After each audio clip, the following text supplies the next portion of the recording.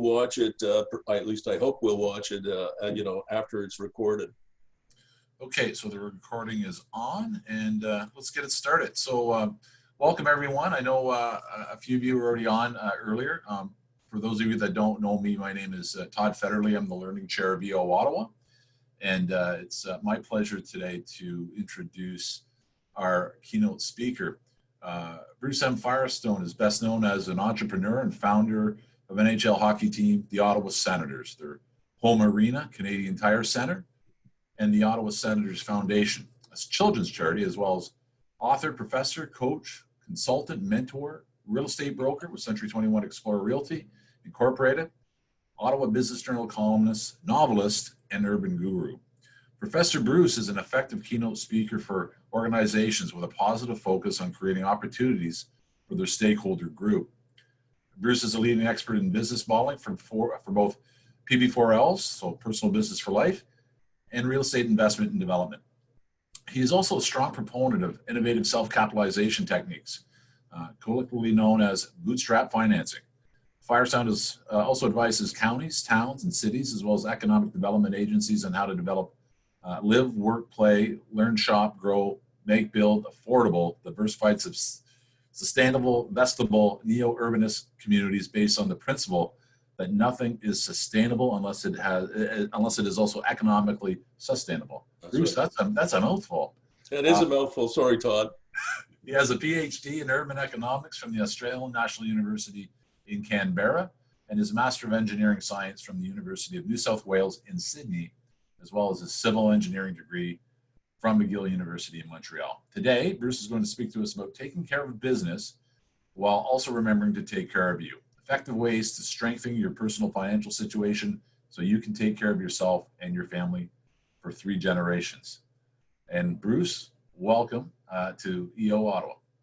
Wow, thank you so much, Todd, for inviting me to speak to the group. And I'm really excited to be here. I know the group and I know members of the group, and I really respect what you do as entrepreneurs and as the Entrepreneurs Organization. The one thing, though, I was going to do before we got this close to Christmas was I was going to talk about the usual things, business modeling and marketing and sales and getting to the next level and all the rest of it. But as we got closer to Christmas, and also because we're in this really difficult economic situation, and also, of course, the pandemic, Todd and I decided to pivot literally at the last minute. And so I thought I would speak today for about 50 or 55 minutes about taking care of you. And what I mean by that is that all of the people on this call and the others who will watch it as a recorded session are spending probably 24/7, 364 worrying about their business and how to take care of the business, which is great, except businesses go away. And I'm going to share a little bit of my personal journey. I'm wearing my Ottawa Senators hat. I'm going to share a bit of my personal journey, and it will show you that sometimes businesses do go away. They get sold. The ownership changes. They go bankrupt. They go IPO. And it can happen to anyone. It happened to me. It might happen to you. I hope not, but it could. So I wanted to emphasize today how to take care of you. So I'm going to share first my personal journey, Todd. On the left of the screen here is my dad, Professor O.J. Firestone. He was not just a professor of economics, he was also a business person. He was an entrepreneur.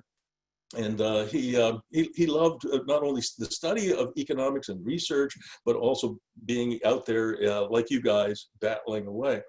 And I was at the Australian National University, as Todd said in his introduction, doing my PhD, doing my thesis, teaching a little bit.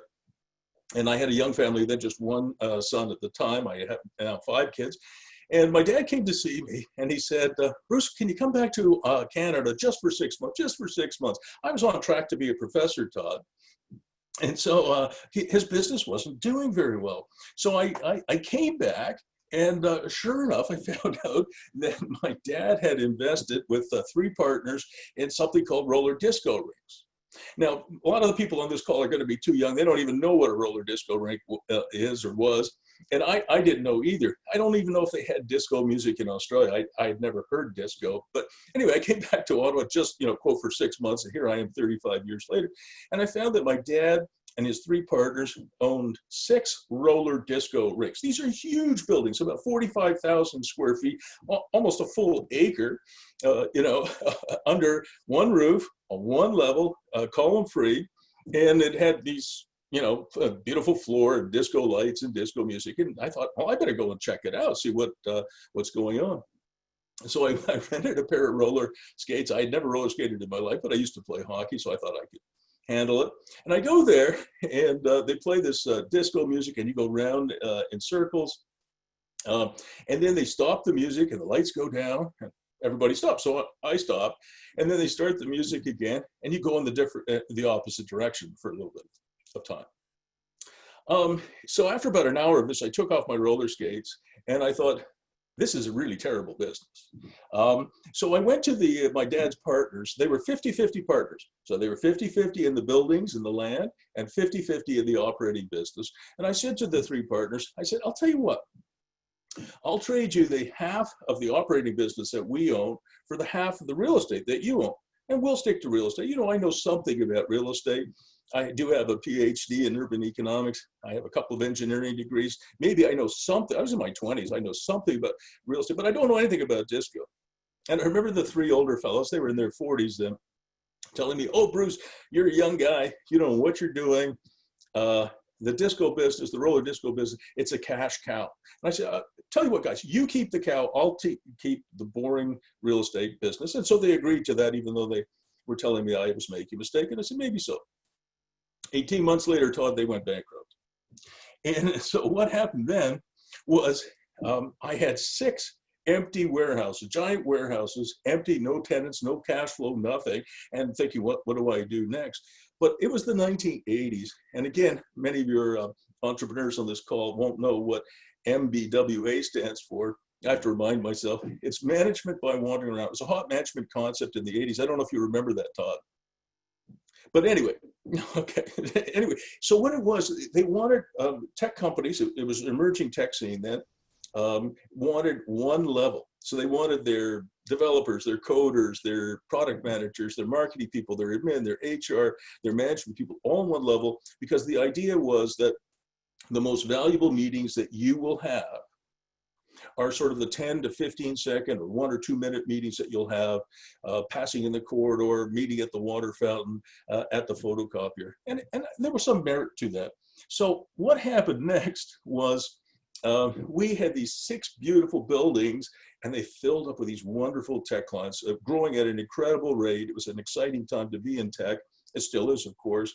And you can see some pictures of me. I was a little scruffy back then. I was a student. I was a professor, a young would-be professor. And you can see me with my youngest son, Andrew, there. And so all of a sudden, I was a business person, so I had to do a little bit of a cleanup. So this is me, I guess about a year later. You can see how Andrew had grown, so it's probably a year later. I had to shave off the beard and play the role. And we rebranded the company, and it became Terrace Investments Limited, and eventually Terrace Investments Inc. And that was our branding at the time. But this is the magic of real estate. And I didn't really know much about how this could work. It's kind of like a perpetual motion machine, not that they exist, but in theory anyway. So you have 6 buildings that are about an acre each. You fill them up with great tenants, and you have a certain amount of net operating income. In this case, we were able to generate net operating income, and you can see it here. I don't know if you can see my cursor moving around, but we had net operating income of just under $5 million a year from these 6 buildings. And it's valued based on cap rates. It's valued based on income. This is a real estate thing. And all you really have to know about is that the cost of these buildings was about $37 or $38 million, but I was able to get them reappraised at around $60 or $61 million, put a new mortgage in, take out about $13 million out of these buildings through remortgaging, tax-free. There's no income tax on it because it's not income, it's just borrowing. That is the magic of real estate. So no more disco.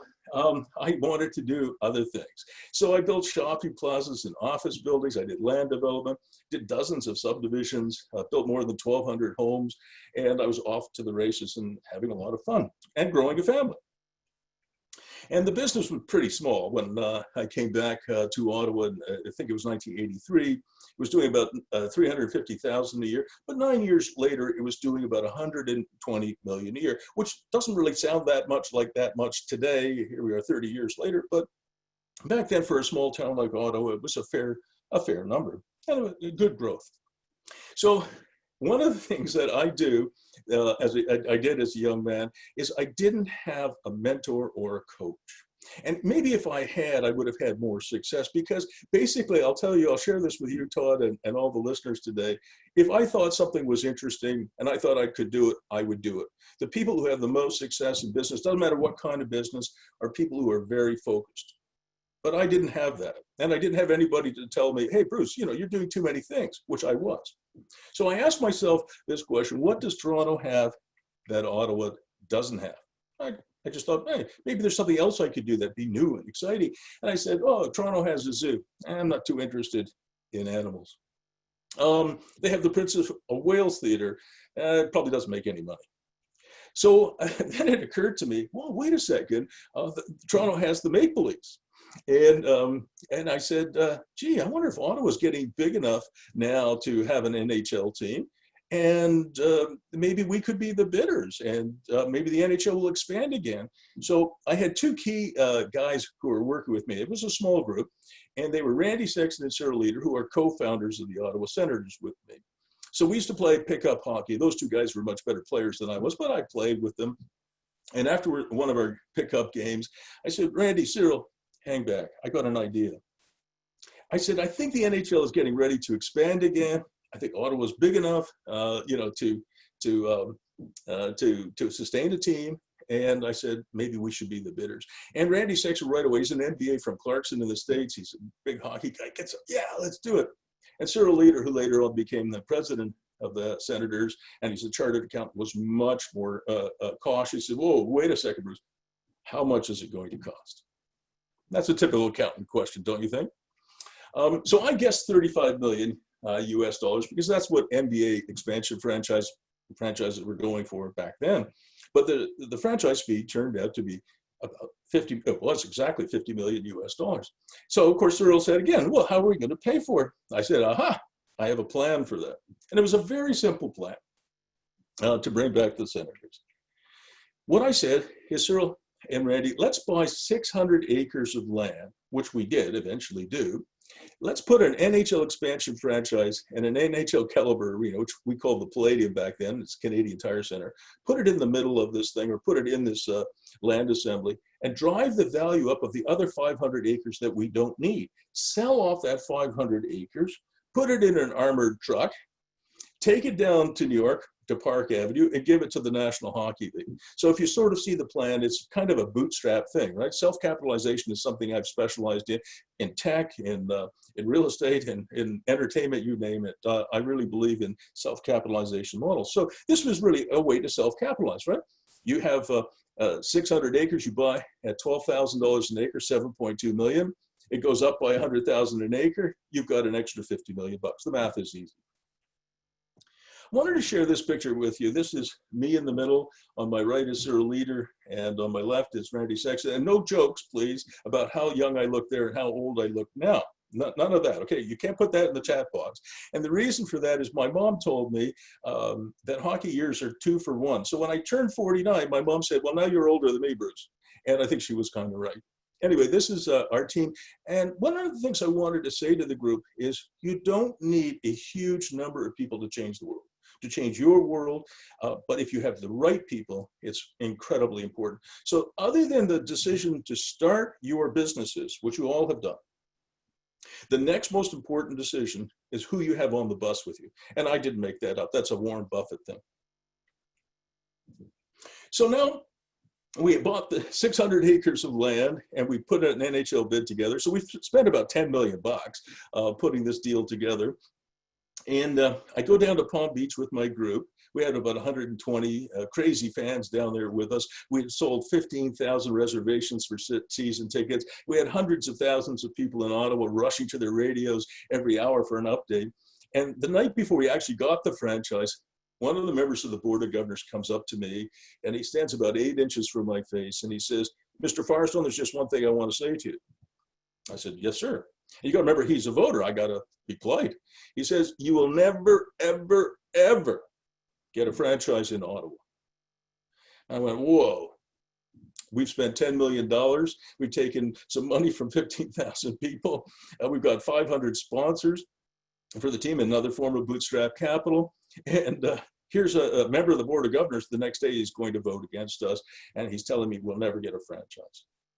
So I said to him, I think you should reconsider. I think the league should give franchises to people who love NHL hockey, who will treasure the franchise, will take care of it, and that's Ottawa, and that's me. And I'd ask you to reconsider. And he said, you got my message, and he walks away.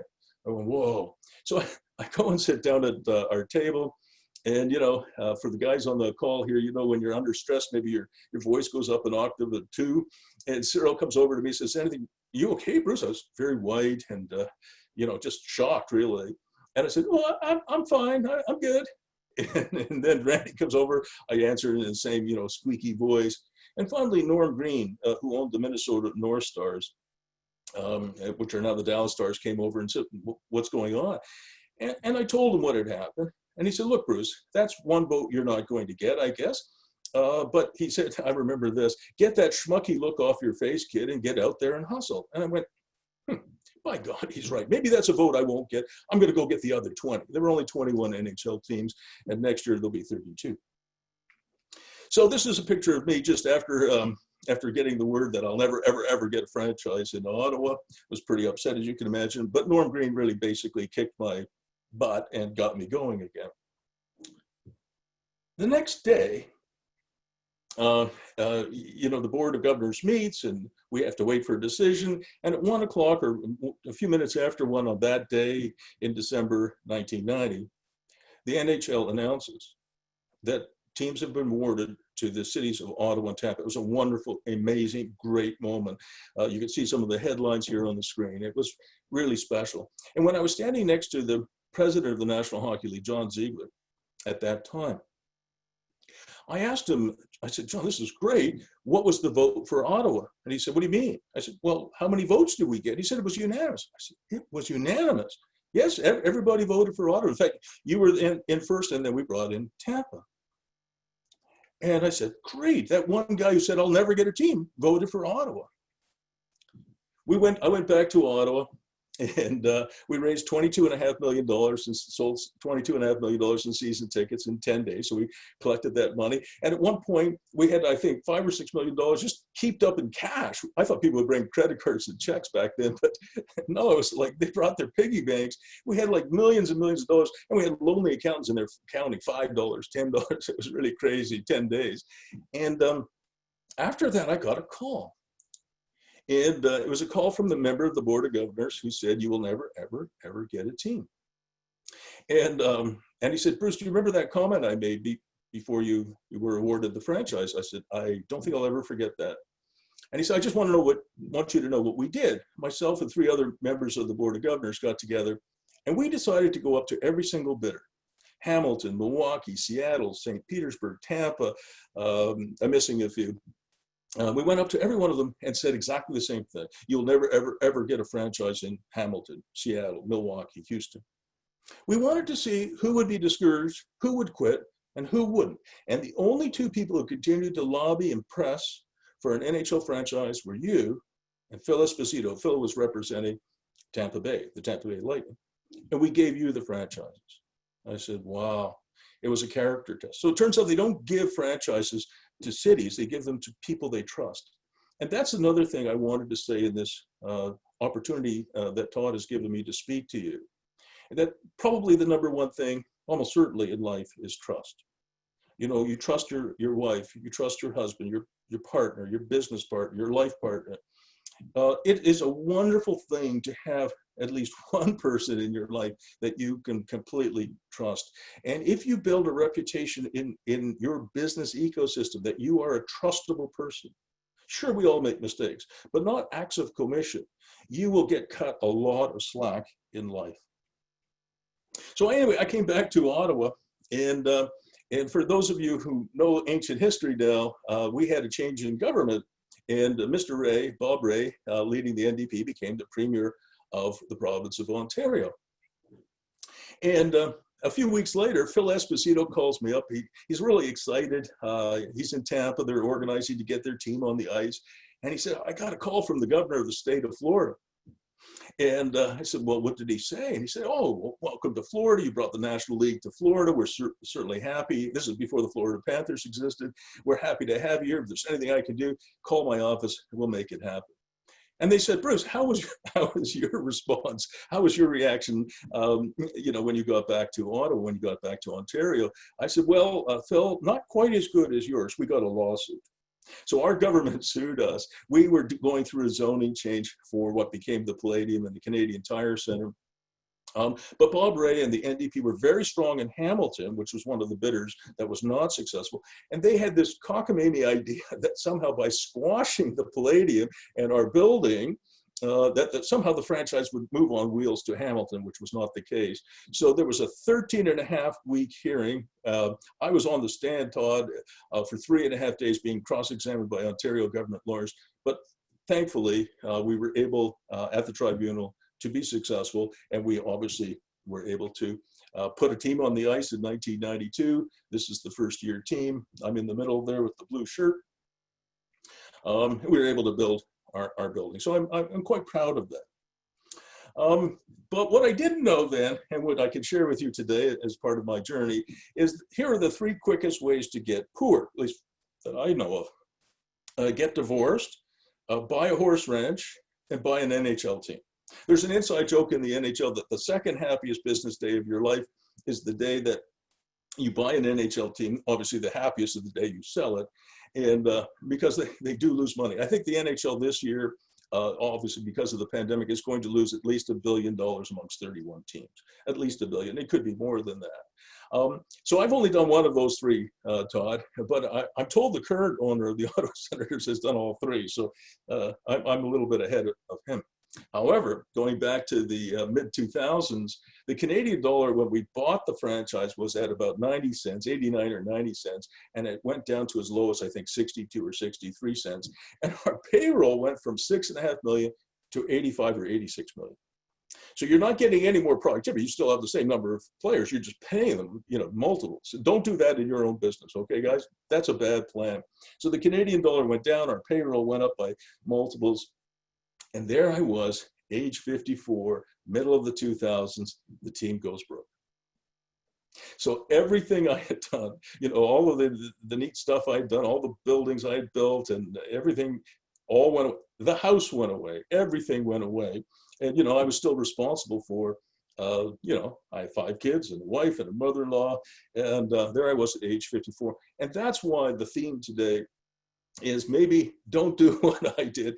Yes, take care of your business, but also let's see if we can find ways to take care of you. And that's what I'm going to talk about for the rest of the way. I'm not going to talk hockey for 55 minutes. I just wanted to tell that story. And I wanted to also share with you something, I'm sure all of you know this, but I didn't. And this is something I learned from a dear friend of mine. He's now passed away. His name was Peter Patafi. Peter Patafi grew up very poor, and if he were alive today, he would tell you that. And he didn't have all of the advantages that, say, I had with years of education. But he was a very smart man, and he was a good person, all the way down to, the cellular level. That he had a good heart. So when I went back to teaching, after the Sens went broke, as you'll see, I had, I think, 8 jobs. I went back to teaching. I was teaching at the Carleton University Sprott School of Business. And I asked Peter, would you come in and lecture? And he said, well, Bruce, I can't lecture at a university. I didn't go to university. And I said, no, I want my students to hear what it's like to build a business from the ground up. And I think Peter started working, by the way, when he was 12.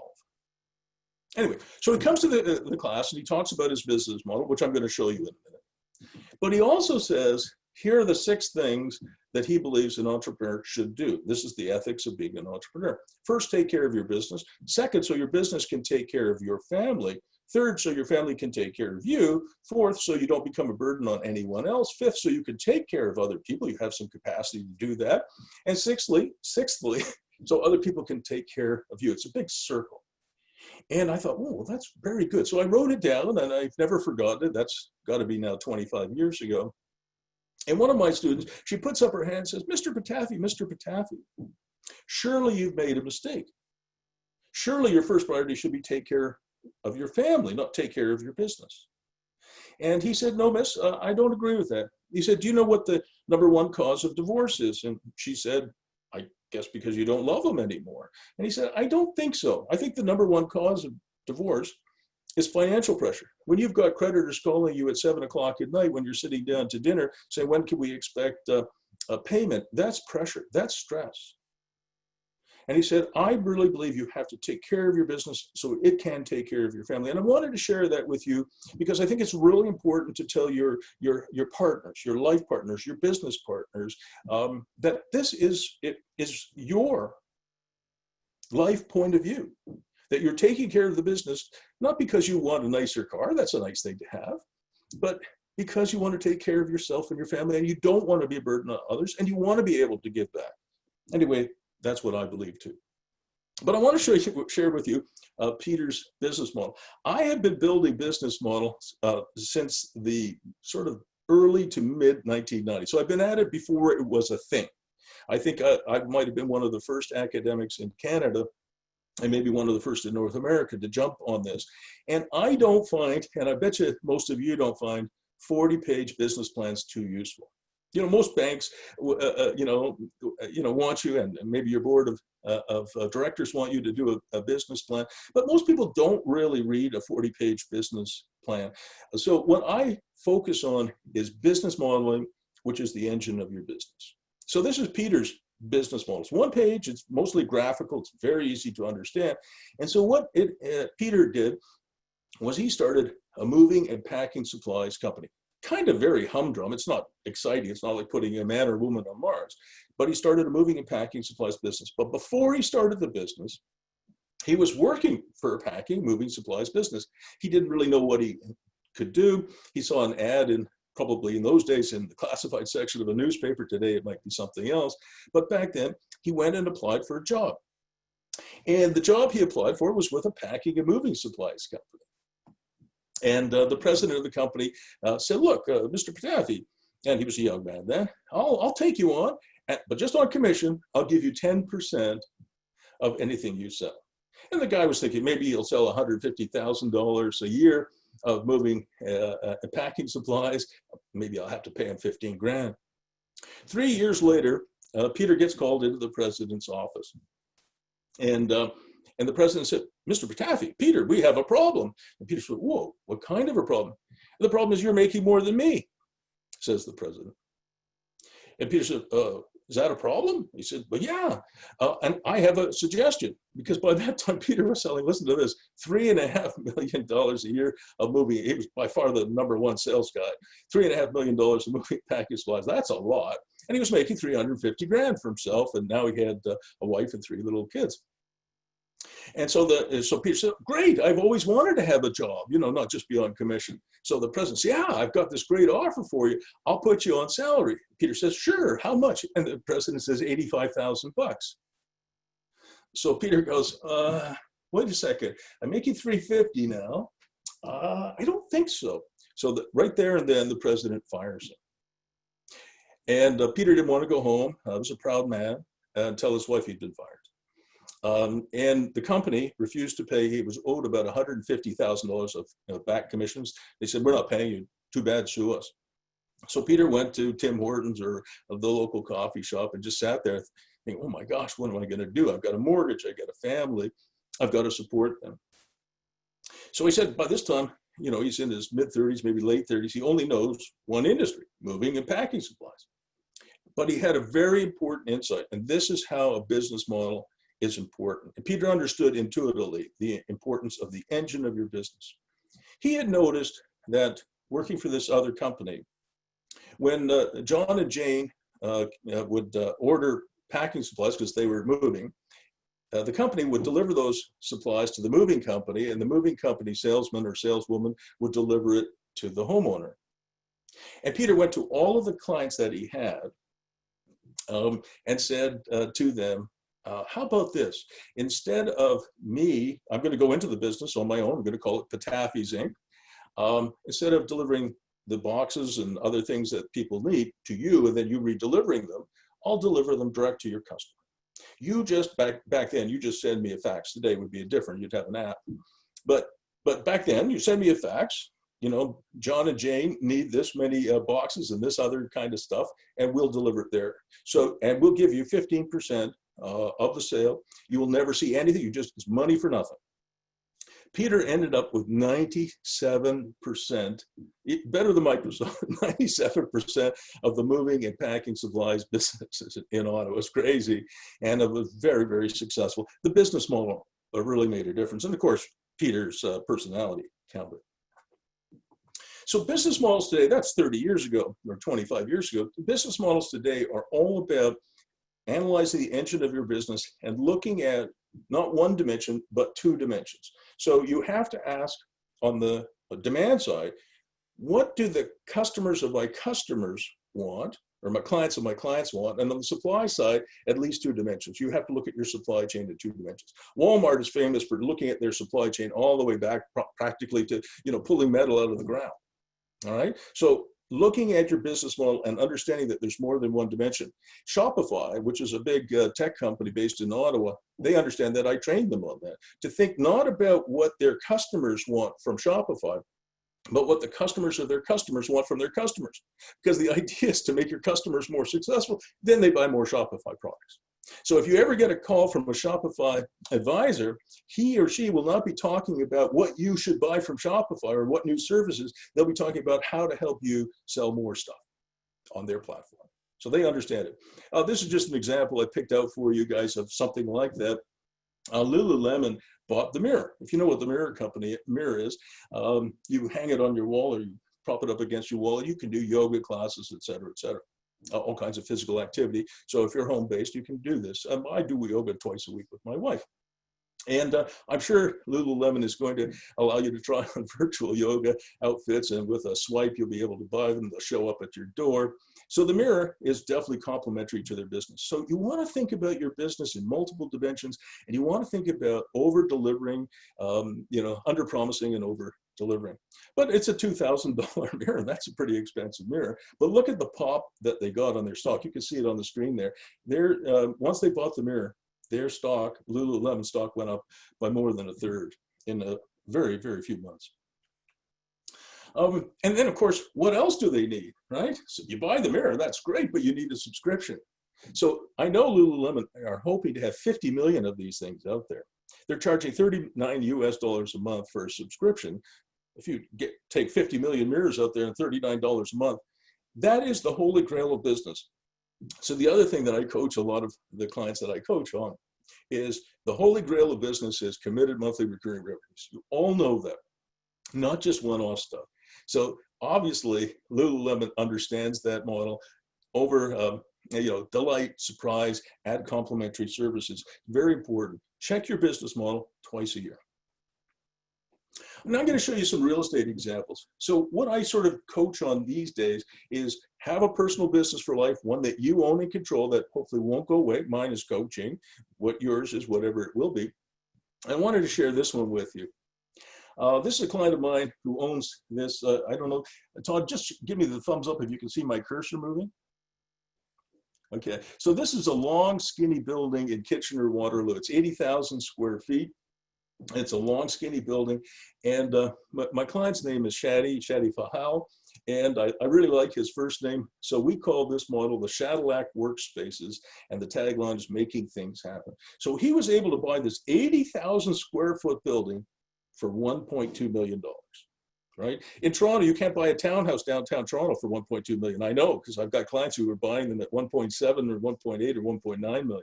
80,000 square foot. How can you possibly buy a building like that for 1.2 million? That's $15 a square foot. You cannot build a doghouse for that.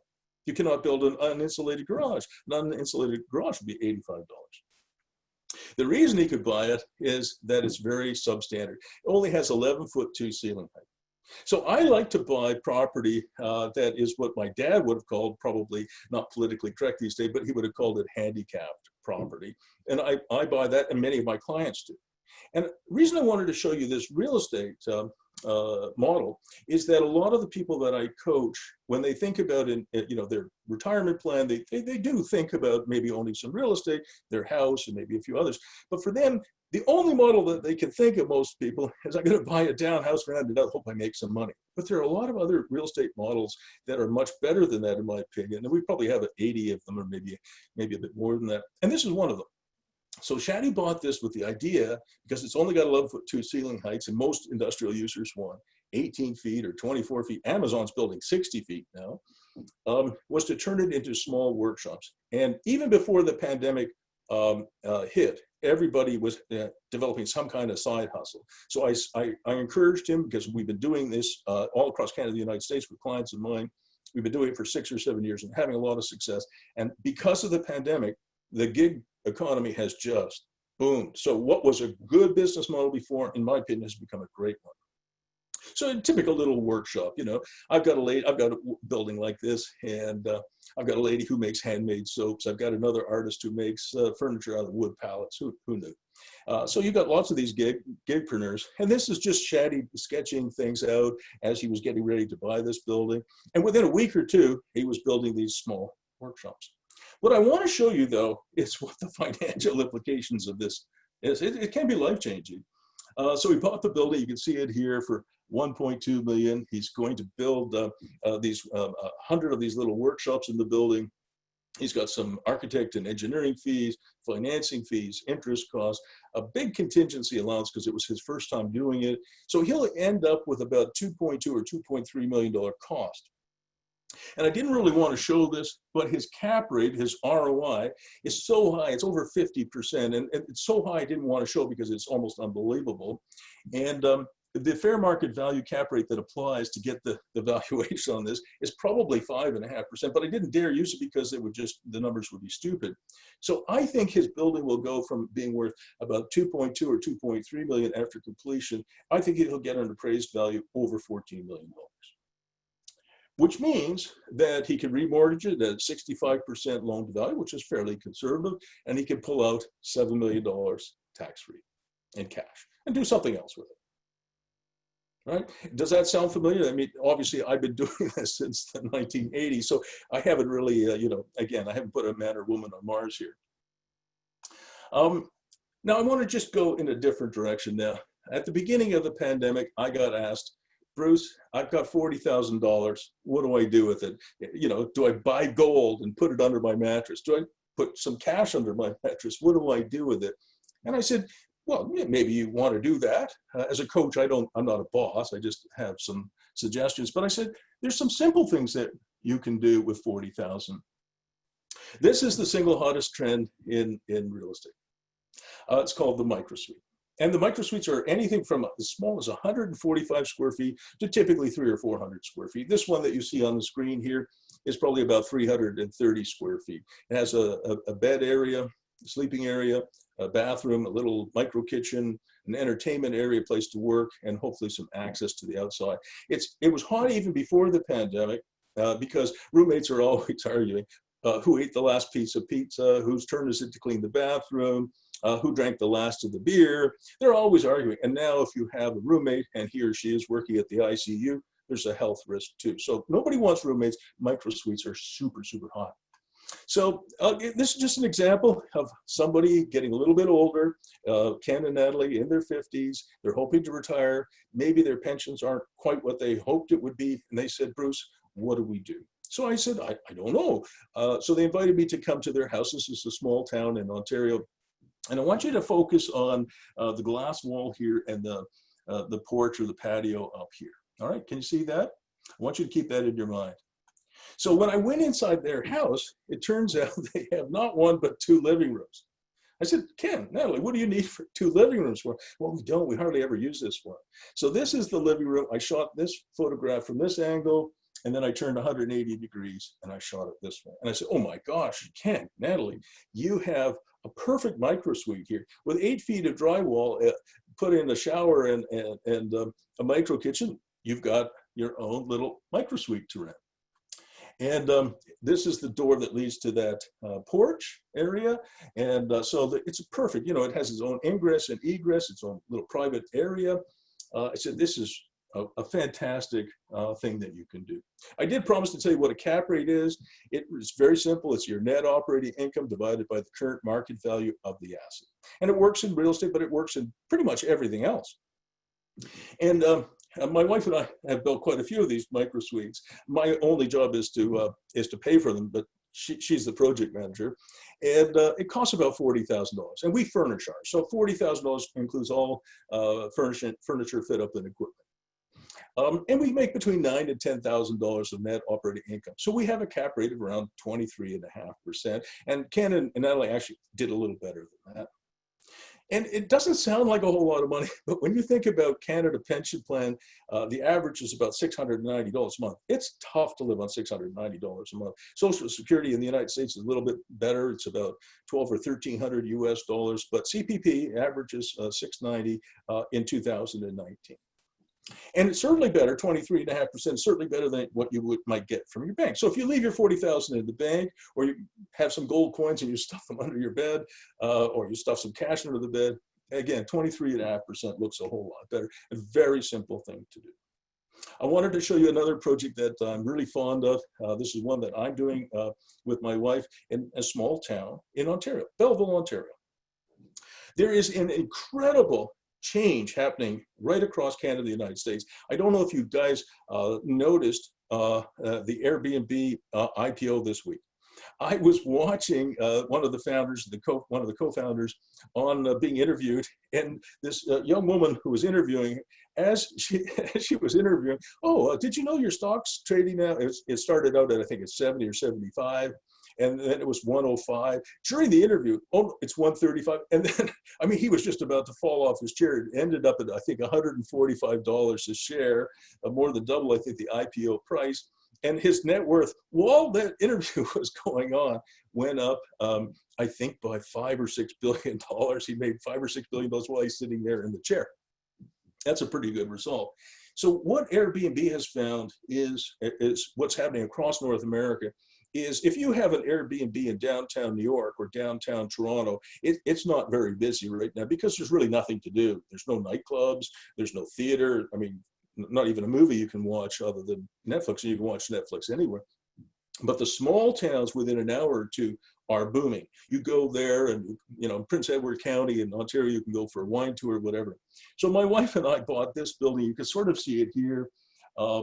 And we call this model the Main Street Makeover because clients of mine, not just in Canada, but in the United States too, we're going into these small towns, again, within an hour or two of the larger centers, within an hour or two of Austin, with Boston, San Francisco, Toronto, etc., Ottawa. And we're buying up these old beat up buildings on these main streets that are really fantastic historic buildings. We're making them over and renovating them and bringing them back to life. And it turns out that a lot of young people can now work in San Francisco and live in Boise. This work from home thing is here to stay.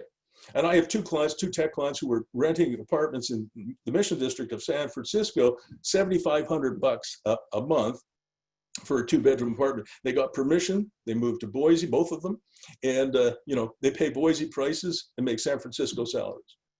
Similar kind of thing here with Belleville. So this is the property we bought.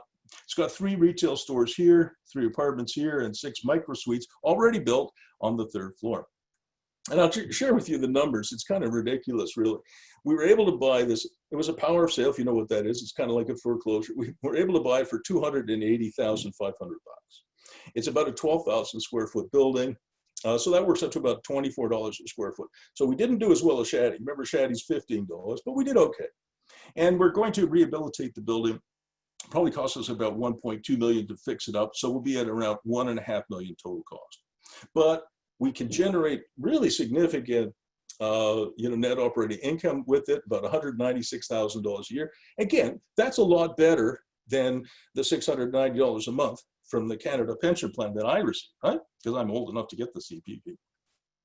And we had it reappraised about 2 weeks ago, and the appraisal came back. I showed here at 3.5 million. That was my own estimate of what it would come back at. I was a little optimistic, but the appraiser came back and appraised it at 3.2 million. So basically, for somebody who, I'm 69 and I still work for a living, I do 3,000 hours a year even now. you know, trying to recover from the disaster of the mid-2000s. So that can be quite a life-changing event, not just for me, but for other people that I coach. And one of the things about the stuff that I do in terms of coaching is I really believe in not just telling people, but also showing. And that's what I'm doing. This is what the building looks like today. Another year from now, we'll look quite different. We'll pull the aluminum siding off, we'll pull off that horrible brick veneer, and we'll go back to the classic brick of what it used to be. That building, by the way, was built in 1872. So we'll have it finished for the 150th anniversary of the building. It'd be fantastic. But this is what it looked like. Remember I said I like to buy, again, I'm sorry about the term, handicapped buildings, but this is what it looked like. It was just an incredible mess. And this is what it looks like today. So this is an extension to the back of the building. Everybody said, tear it down. And I don't believe in tearing down historic buildings. I do not. I have not believed in that since the 80s, and certainly I've been consistent. And this was the old stables. And we're going to turn this into, guess what? Maker space, artisanal space. I can never say that word, but maker space I can pronounce properly. I mean, look at that. Isn't that fantastic? Change is coming. Big changes are coming. Everybody's heard about the K-shaped recovery. I think that's right. I think there will be incredible opportunities coming out of the pandemic, but also there'll be some people that are going to be really, really hurt. I mean, many people are dying. But short of that, there is a K-shaped economy. And I want you guys to be part of this one, not this one. Okay, and that's why I came here today, to tell you how I think you can be part of the growth. So all the businesses that were trading 4 quarters for $1 before, that might be your business, might be one of mine. Businesses that were marginal, restaurant businesses and many other office buildings that were just hanging on before are wiped out now. They're gone and they're going. If you own an office building, if you gave me an office building, I was teasing Todd before we started this, if Todd gave me an office building for free, I would tell him, no, that's okay, you keep it. Those office buildings are dead, in my opinion. The idea of getting up in the morning, getting in your Tesla, driving an hour and a half through LA traffic to go into an office building of 25 stories, bad air, bad light, windows that don't open, and then doing the reverse, that doesn't make any sense. Those office buildings are dead men walking, in my opinion. So change is coming, but there is tremendous opportunity, and I've just described some of the things like the Main Street makeover model that I think will help. I often get asked this, Bruce, if you could go back in time, what would you tell your younger self? And boy, I can answer that question. What would I tell the 39-year-old Bruce 30 years ago? It would be pretty friggin' simple stuff. My wife and I owned, back then, 28 apartments, all of them at grade, that were accessible at grade, so people could come and go at any time of the day or night without disturbing the people above. And we had a business called PETA, Presidential Executive Travel Apartments. It was kind of Airbnb before there was Airbnb. You gotta remember that was the 80s. And what I should have done, I mean, I was stupid. What I should have done is I should have put all of this, just this one asset in my wife's name. Why not? Because you want to put, excuse me, some of your assets in the name of the spouse with the lower risk. And my wife is a homemaker, and her risk profile is much different than mine. If I put this one asset in her name, what would my life be like today? Quite different. This is my girlfriend, by the way, who's also my wife. Her name is Dawn McMillan. And I won't go through all the numbers. We don't have time. You guys will get sick of me. But you know, that business back then, this is the 80s, made about $50,000 a month, right? What I did was I pledged that for loans. I borrowed money against the asset. I put that money into the Ottawa Centers. The Ottawa Centers went broke, right? Imagine what, you know, the old professor here, what my life would be like today if I had just done one thing and put that business, which was very successful and probably would make more money today, but $50,000 a month would make a big difference to my life. So if I were to tell you guys something, it's okay to take care of the main business, but I want you to take care of you. And that's the message. I really want that, you know, I want you to say it to yourself once in a while. Maybe write it down, put it in your briefcase, right? Put it on your wall somewhere. It's okay to take care of you. Remember what Peter Patafi said.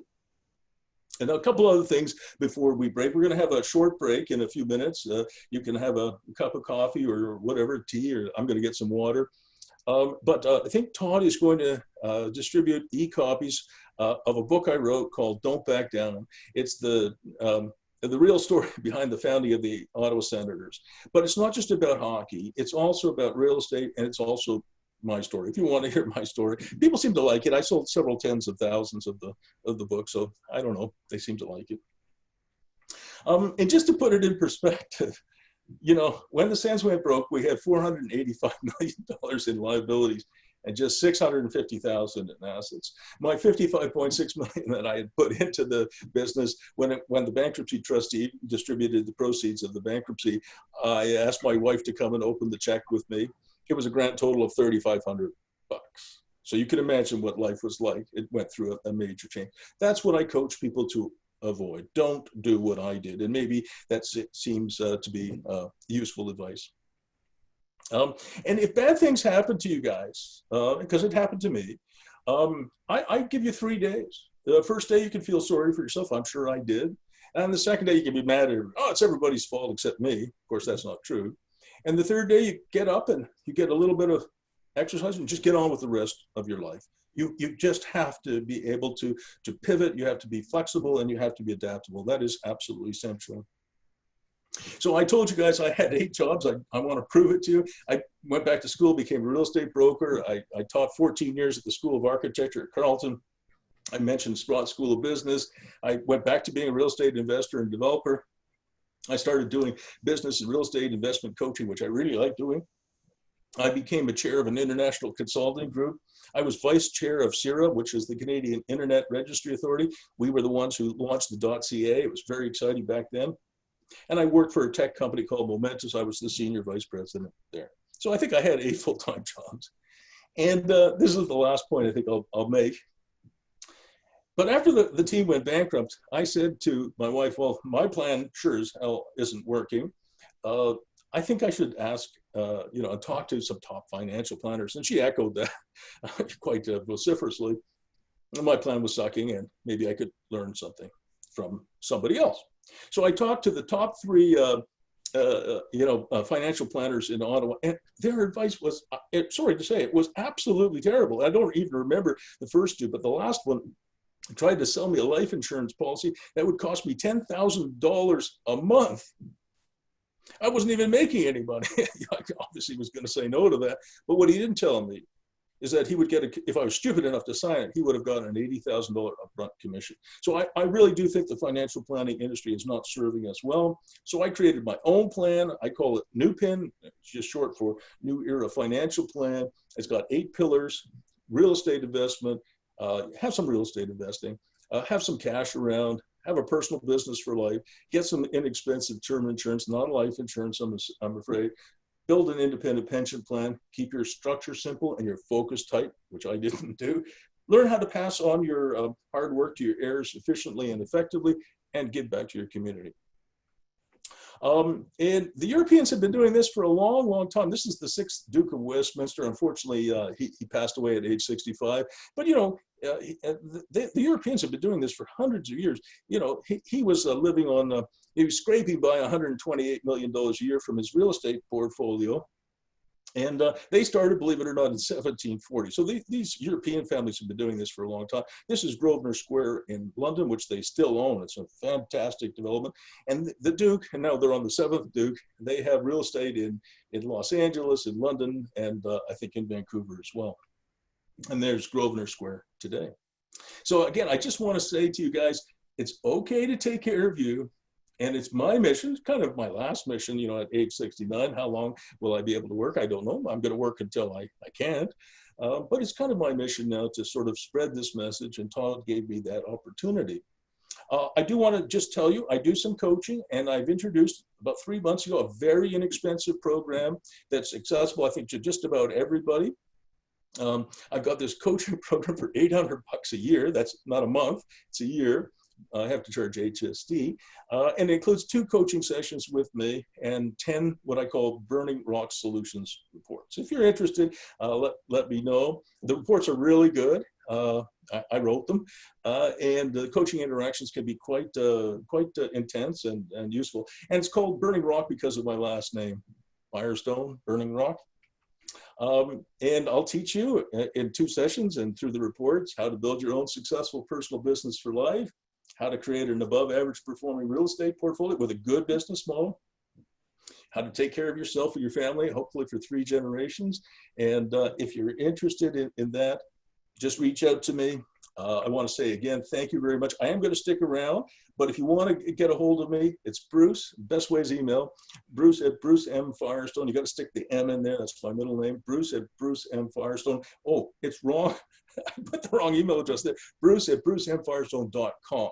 I apologize. It's a .com. Even though I'm a .ca guy, it is a .com here. I apologize. Bruce at brucemfirestone.com. Reach out to me if you want. And again, Todd, thank you. Thanks, Bruce. We really appreciate that. So this is 2 parts today. So the first part was the keynote presentation. We're going to stop for 10 minutes, give you a chance to check on email, your cell phone, because I know nobody's been doing that during the presentation, and do a bio break. When we come back, we'll have some more time with Bruce where everyone can be unmuted, and we're just going to have a breakout session. So for anyone that has a question for Bruce, please feel free to ask. So we'll start the timer right now, and we'll see you back here for those that want to join us for the next session. Okay? All right, see you soon.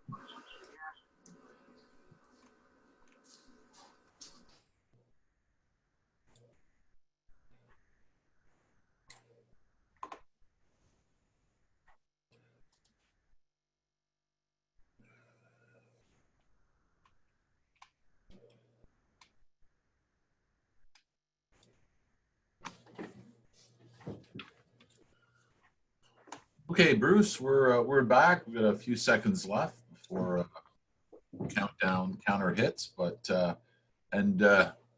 everybody stayed, so that's a good sign. Well, I think it is. Yeah. Must be you, Todd. You did a great job by being the host. Highly unlikely. Oh, I don't know about that. No, really, you did a great job. I've done lots of this, and you have a career in being a DJ or radio host. Yeah, I've always been told I have a face for radio. So well, me too. So this is everyone's opportunity to ask Professor Bruce questions. And Bruce, is there any areas we don't want to go into, or is it kind of wide open for No, I think it should be a business discussion. It could be a real estate discussion. The one thing I really can't help with is any life coaching. When I've coached about 2,500 people in the last 8 years now, in groups and of course one-on-one as well. And I get asked questions like about divorce and things like that. I'm not qualified to answer those kind of questions. Fair enough. So all I'd ask of all the participants, I'm going to unmute everybody right now. So if you could just keep the background sound to a minimum, that would be great. That would help.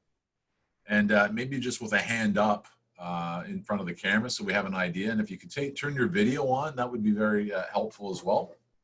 And I'll unmute. Story or like I don't know. It's like this vibe, this attraction. Exactly, to right. You want to attract people. And Maybe we will mute everybody.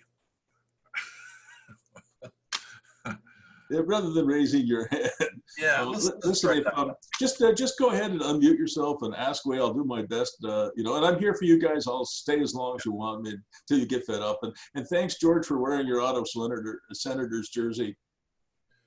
I thought that was an unemployed Santa Claus, so I didn't realize it was George. Oh no, that's the O. He's in no. Oh my God, he is a Santa Claus. I got a Santa Claus hat too, but I'm not going to wear it. Fair enough. So please unmute yourself and ask away, and we'll do our very best, Todd and I, to answer questions. So don't be shy, okay? Really, I don't bite much. Hi guys, I come from Montreal. I have my T-shirt, my jersey from Canadian, if you want. All right. The question I bought for about $3 million on real estate last month.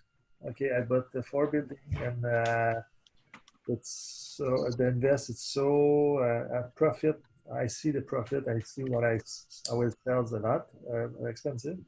And my question is, overall, I have $7 million real estate, and why I work so hard for my operating company and just sales, and this is my question in the Christmas question. I think it's a good question. I did actually look at the chat box, and I saw that you had mentioned something, Francois, to that effect in the chat box. And I'll tell you something that when I first got into coaching, first of all, I didn't know if anybody would want any coaching, but it did turn out that not just me, but a lot of people were not happy with their mutual funds and their tax-free savings accounts and their financial plans. I mean, there's a lot of people who are not happy with the financial planning industry, not just me and maybe you. So people started to, come to me for some coaching, and then it kind of exploded on me. And one of the things I found is a lot of the tech guys are very interested in real estate. Of course, not just tech guys. I mean, pretty much it goes right across the demographics. From my former students who are buying their first investment property, I've got a couple of billionaire clients. So there's a lot of interest in real estate. And I call it, Francois, a business model for dummies. Okay. And it really is, first of all, tech companies, they come and they go. If you and I, Francois, bought a $500,000 duplex in Montreal, and we didn't get along or something happened, we could probably get our money back and maybe do a little bit better. But if we built a tech company for $500,000 and it didn't work, we probably wouldn't get very much for it. We might get $5,000 for the IP. So 95% of your money would go away. So a lot of people find real estate is something they understand. You don't have to be a genius. You know, you have to be a genius, I think, to run Facebook or Amazon. Don't ask me to run Amazon. That's a hard job that Jeff Bezos has. Yes. So real estate is a business model for dummies like me, and it's very simple. You buy well-located properties. You have to learn something about animation. That is something that is new and something I have created. Animation is just the word I use for adding new revenue streams. Like I showed you the Microsuite thing. You know, lots of people are doing it. So you want to know something about buying property, how to finance it. You want to learn how to manage your property. You want to learn how to lease it properly. There's more to leasing properties, even residential properties, than most people think. And you want to learn about animation, how to add some new revenues to even the most basic property. You know, one of my daughters, I've got 5 kids, as I mentioned. One of my daughters bought a house. I helped her. And this is kid arithmetic, Francois. She needed $100,000, you know, of cash to buy her she's got half a double, and to put a basement apartment. Okay, that's the animation. She added a basement apartment. So she needed about $100,000 of equity, and she put in $5,000, and the bank of mom and dad put in $95,000. And then she puts her hands on her cute little hips and says, "But it's still 50-50, right, Dad?" Okay. That's kid arithmetic. I said, "Sure, Mimi." Her name's Mary. I do the same for my. Yeah, I would. You know, I do anything for my kids. So I said, "Absolutely, absolutely. That's 50-50 all the way." It's kid arithmetic. They're all like that. But all kidding aside, I mean, it is really there's some things to learn. There is some subtlety. There are some business models that I tried to show that are a little bit different. But you know, running a tech company or imagine trying to run a hotel chain that is currently at 8% occupancy across Canada. Imagine if we owned, all of us owned a huge hotel chain across Canada with 8% occupancy. You know, imagine owning a major office building where it's virtually empty. So there are businesses that are very difficult to run, but the stuff that you and I might do in real estate is pretty simple. And a lot of people do better, as I said throughout my speech or my presentation, if they focus. And so even in real estate, you want to focus on something, because running, you know, a plaza is very different than running a 10-plex. Okay. I hope that helped anyway. But for diversification, I bought the building, office building, and last month I bought 40 doors plex building, just for my wife, for but my busy wife, and she care about all the plex. And the question is why I keep so much time for all my other business. It's very time. I'm with you on that. First of all, on the office building, I can tell you that clients of mine who own major office buildings, what we are doing with office buildings is we are reconfiguring them to be live workspaces. So we're changing them to have apartments and to have you know, the ability to live and work in the same place. Because as I said in my presentation, the idea of waking up in a distant suburb, spending 3 hours of your day perhaps commuting, going into an office building, it makes no sense. And so I've got major clients in New York and other places. They're going to repurpose those office buildings to be live work situations, and that makes a lot of sense to me. Okay. Who else has a question? All right, shoot. Hi there. My name is Anna, and Hi, Anna. I'm calling from Waterloo, Ontario. My husband and I have several smaller multifamily properties. We are looking to scale up in 2021 with, we're hoping to get into the next level, 10 to 20 unit multifamily commercial space. So my question though, Bruce, is I've seen a previous presentation you've done. Yeah. I remember the whole land conversion to long haul storage. I'm not sure if you remember that presentation you'd given, but recently more and more of my acquaintances are looking to buy raw land, and how, you know, land, they're just not making enough of it, right? So I guess my question to you is, if I have an opportunity to buy raw land next year as opposed to expanding into the multifamily space, any thoughts on recommendations on direction? I'm really glad you asked that question. So, you know, you guys, everybody, you know how I said there are 3 ways to get poor, right? Buy an NHL team, get divorced, and buy a horse ranch. Actually, about 2 weeks ago, Anna, I added a 4th one, and that is become a land developer. And I'm kind of making a joke of it, but I'm serious about it. I'll give you an example. I'm a real estate broker too, so I'm armed and dangerous. I sold a 38-acre piece of land in Ottawa to a major developer. This would have been 9.5 years ago. It was already in the approved area for development. So 38 acres could be developed, for townhouses and shopping plazas and, industrial buildings, whatever. Already approved. The planning process in most cities and towns in North America is so difficult and so time consuming and so expensive. This company paid $11 million for 38 acres 9.5 years ago. They spent $4.5 million on legal fees, planning fees, studies, and they were supposed to register their plan of subdivision this year, 9.5 years after they bought it, and then COVID whacked the planet. So now they're saying that they'll register their plan next year. So not counting the opportunity costs and not including or counting their interest, they're at least $15 or $16 million, and they haven't made a single dollar out of it, and it'll be 10 or 10.5 years. So land development is a very scary business now. When I started in the land development business, I could do all of that in 11 months. Today, it's taking 6 years, 5 years, 4 years, 7 years, in this case, over 10.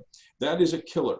The thing that kills any kind of business is the time it takes from the time you think of doing something until the time you start earning. It doesn't matter what kind of business it is. It could be tech, it could be anything, services, could be real estate. So in terms of multifamily, if you remember the example I gave, the Belleville example, think about that. I am basically creating a 10-plex in that building. I bought that thing for $280,500, $24 a square foot, and it will have a total of 10 apartments, including one on the ground floor. Because the ground floor, I've rented it, one of the spaces to a lady who runs a salon. She's going to live right behind the salon, like they used to do back in the old days. And so, excuse me, so you can create, believe it or not, because if you go out and try and buy a 10-plex today, in Toronto, for example, where did you say you're from? Right. I'm from Waterloo. From what? Oh, Waterloo. Try and buy a 10-plex in Waterloo. You will have 15 or 20 people in front of you bidding. It'll be a bidding war. And you'll have a cap rate of maybe 3 or 4% if you're lucky. If you do something like Main Street makeovers, you can create, if you will, without taking the land development risks. The zoning's already done, the building's already there. It obviously was a mess and I have to clean it up. But at the end of the day, it'll double in value. It'll take me about a year to a year and a half to do that. And that's the way most of my clients these days, unless you're a big developer. This particular company that I talked about just a moment ago, they have a $1.2 billion line of credit with the Bank of Nova Scotia. So they're not going to go broke. But for a lot of people, waiting 10 years to get your first dollar revenue is terrible. All right. I think Selma wants to ask a question. Hi, thank you very much, Professor. I've been watching a lot of your webinars. You're really great. I really love what you're doing. I like you already. Thank you. I have a question for you, which is,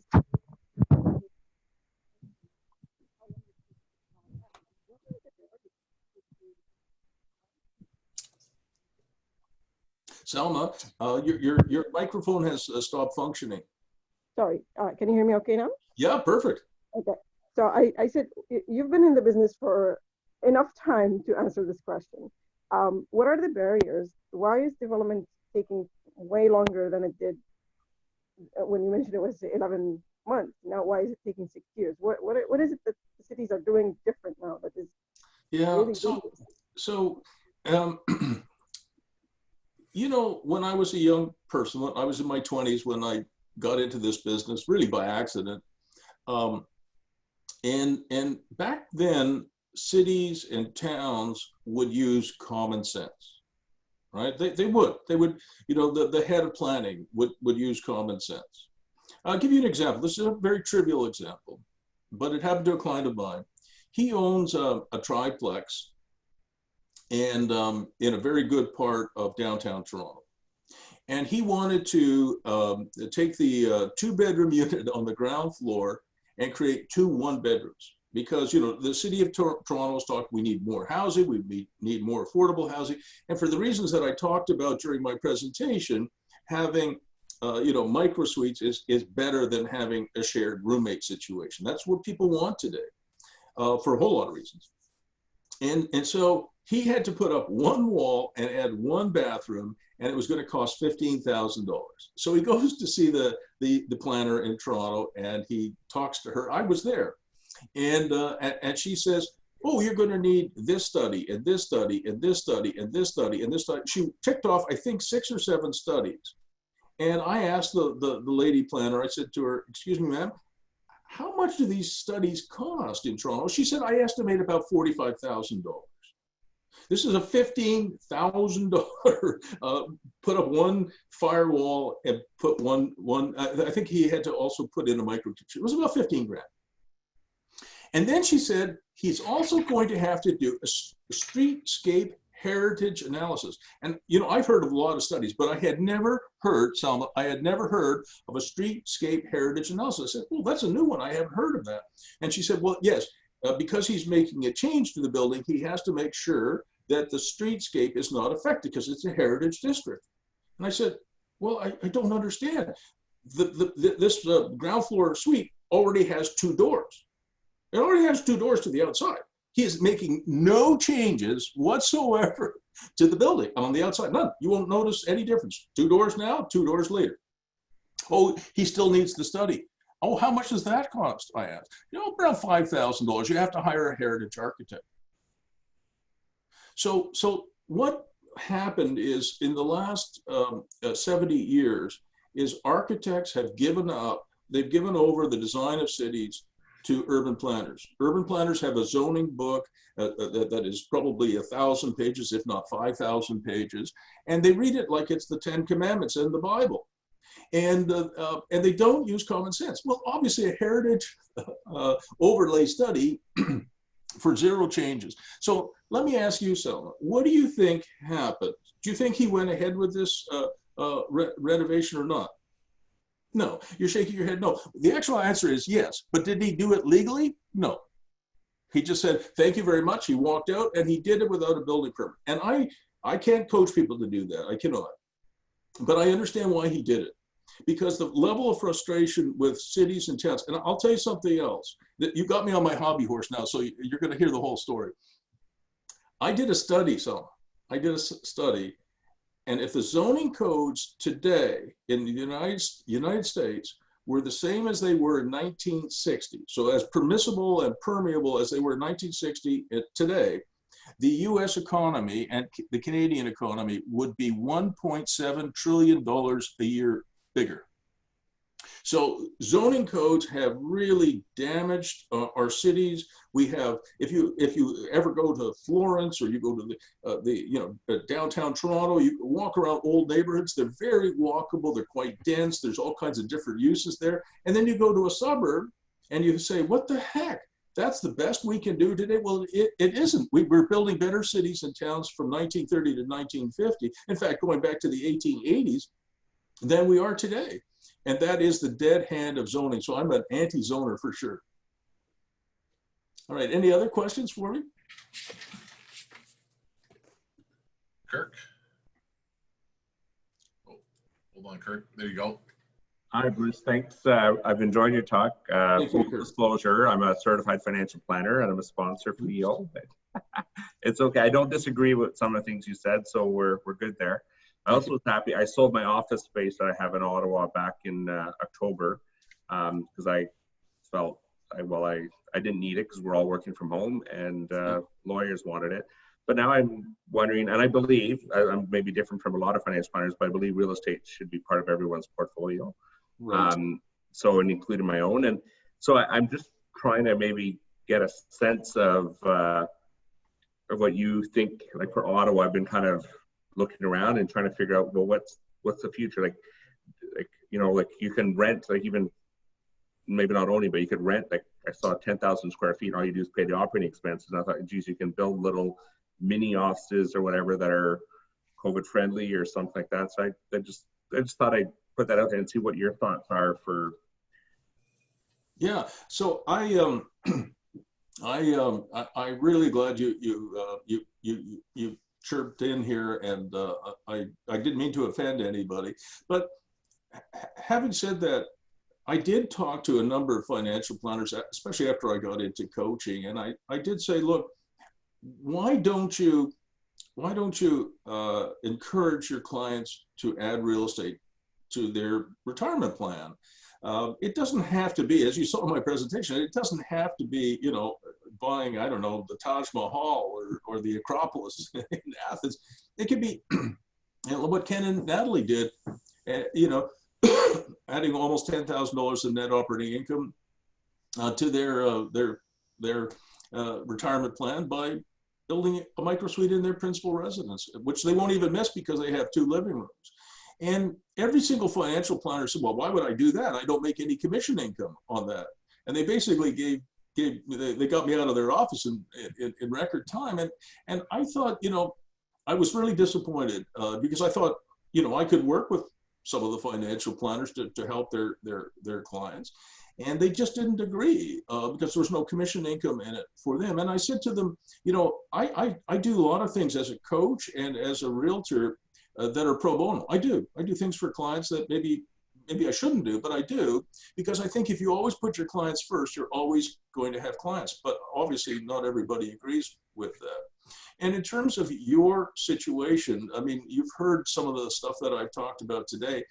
I do think that if you provide your clients with a fuller service, you know, where you're saying, look, I'll give you an example. One elderly lady came to me. She had a really nice shopping plaza in Ottawa, and she wanted to sell it. She said, Bruce, what do you think it's worth? I said, it's worth about $3 million. It's a little plaza, but it was really nice. Only had 3 leases, simple to manage.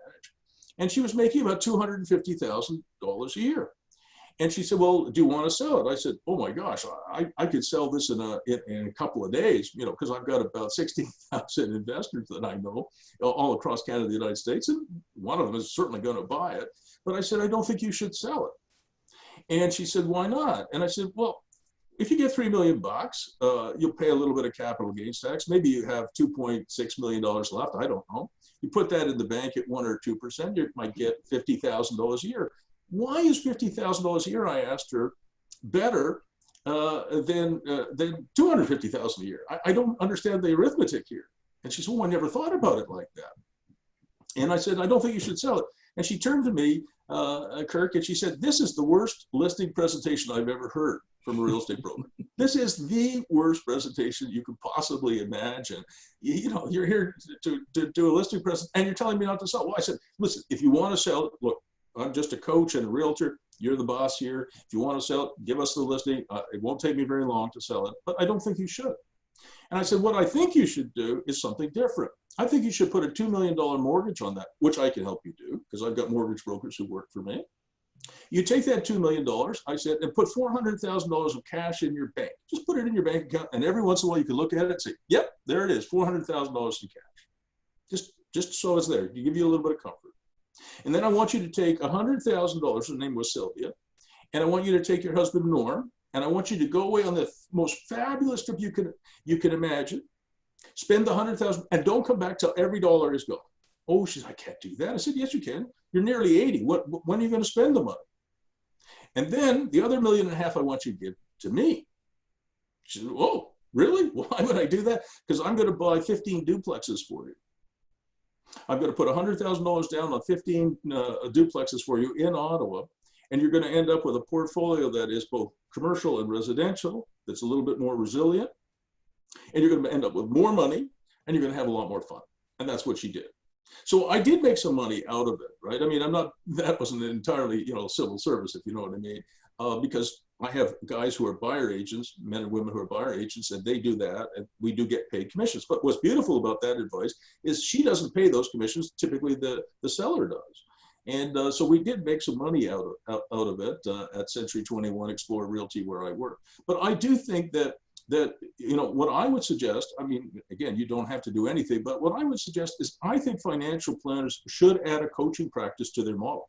I think they should. And that in addition to selling them mutual funds and tax-free savings accounts and all the other cool stuff that maybe is out there for them, you know, you should also offer a coaching practice where you could coach them to do things, and then you will get some money. And by the way, I have a coaching course. Well, we'll talk, but I mean, I agree with everything you said. I would have given her the same advice. Maybe not the real estate development, because that's not my area of expertise. But you understand how to turn sellers into buyers. We do door hangers, which we put on people's doors right now, which says, "Don't sell this house." And people look at it and say, "What kind of a real estate company is this? Don't sell your house."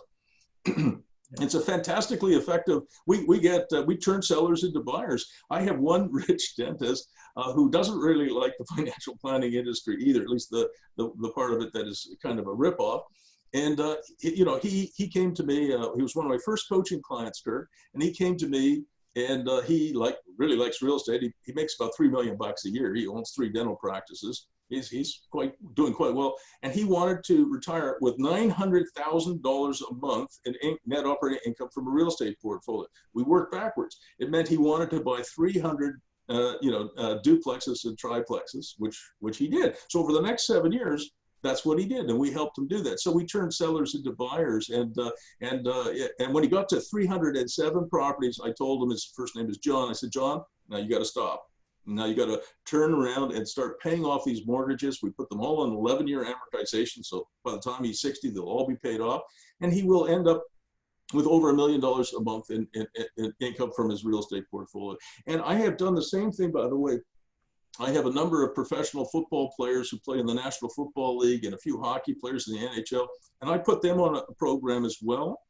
They put 10 to 15% of their income into real estate. They typically, it's very low risk and very, very easy to understand. They buy homes in their hometowns in Florida or Tennessee, wherever they're from, and they rent them out. A very simple model. We put them in their own name because they all have these hangers on, and they have girlfriends galore and wives galore. No, it's in your personal name, and that's your arm reserve. Because I found after I left the NHL that 50% of NHL players and 75% of NFL players are broke within 5 years of their playing days over. It was terrible. So I put a number of the players on that program as well. And that's something that you could certainly add to your practice, in my opinion. Now, with Belleville, with changing that, like you were talking about urban planning and planning stuff, creating microsuites. Like I've looked at real estate. Like I have an office in Cornwall. It's closer to my home, so I spend a bit of time. And they weren't keen on giving up their office space, their retail space. They want to kind. Right. I mean, the demand is resident. I think the micro suites make sense, but how did you find dealing with the planners in Belleville? Well, that's a really good question. So you can tell that I hold planners in about the same regard as I hold financial planners. Again, I apologize for that comparison. So what I did was I talked to the counselors. I made a presentation to council and to the mayor. I call it toggle space, Kirk. I said, look, we have in Belleville, for example, 24% of their ad grade retail space is vacant. And I said, that's as if you saw an attractive woman or an attractive man, and he or she gives you a nice smile, they're missing 4 of their 20 teeth. That's not really a very good look. And I said, that's what you have right now in Belleville. And is that what you want? Well, no. We're hoping to get a hardware store. Or I said, you're not getting a hardware store. And I got heck from some of the counselors on that. I said, look, there's a Home Depot 9 minutes up the road. If I put a hardware store in my building in Belleville, I'm not doing them a favor. They'll be out of business in like 11 months. They won't make a year. So I said, I'm not going to do that. What I'm going to do is I'm going to put a Microsuite on the ground floor, and I'm going to rent it to somebody. It turned out to be somebody who wants to do a salon and spa and wants to live there. And I want your permission to do that. They actually changed their official plan. Now, they came out with their new official plan about a month ago, and it permits this thing that I call toggle space. It's called toggle space because it could be all commercial, all residential, or some combination. So it toggles back and forth. And they understand that you want to fill up these spaces. You don't want to have a smile where you're missing some of your teeth. Bruce, I got a question. You've mentioned different communities where you're working in. Have you found a sweet spot, either by population density or economics, that you find, the price is just right? Is there any sweet spot that you've identified Yes, I think there is. I look for small towns, as I said in my presentation, 1 to 2 hours from a major center. And not just for myself, Todd. Like, I coach people in Long Beach, California. I coach people in San Francisco, now in Boise, Idaho, in Phoenix, Arizona, and Scottsdale, and across the United States and Canada. I'm really enjoying it. You know, I have so much fun. I live through these young people, and they're not all young people. My oldest client is 92. So I kind of, you know, I'm, like I said, I got to do this like as long as I can. But so you want to find a town of about, you know, kind of minimum would be 35,000 people, 50,000 people, 70,000 people within an hour or two. And the other thing that I look for is I look for an energetic city council, one that is looking to make the town better. Some politicians are in it for the money and the power. That is true. Again, I'm not trying to offend anybody, but many people have run for political office at all levels in all countries to garner power and money. And then there are some people who are truly civic oriented, and I look for that. I actually kind of, you know, I introduced myself to the mayor in Belleville and to the council, and I got to know them a little bit before I wanted to invest in Belleville. And I've got a number of my clients, by the way, co-investing with me, and we're buying up the main street now as we go. Because if you think about it, Todd, it makes sense. If you go into a town, tight geography, focus on that. If you buy, say, 6 buildings on the main street, or 8 or 10, and they all are renovated and repaired, you got really cool young people and not so young people doing things. Even people my age are running businesses. The fastest growing number of gigpreneurs are 50 and up, right? So it's not just 20 and 30s and 40s, it's 50s, 60s, 70s. As I said, my oldest client's 92. So that is something that is really important, because if you have a good council and a good mayor, they will then change their zoning codes. They'll say, well, yeah, that doesn't make any sense, and they'll change it. Okay, thank you. Question here, Bruce? Hey, Rick, how are you doing? Good to hear you. Well, you know, you could have given this lecture. No. So a question for you on the concept of people migrating from bigger cities. Now, when we talk about bigger cities, Alberta doesn't quite measure up to New York, et cetera, type size, but I'm just building out your model, and I'm just kind of flopping back and forth between trying to locate a premises closer to a bigger city versus some of these outliers. The buying parameters are much more attractive, but I keep falling back to the concern that it's going to be too far out, and that's going to increase my risk.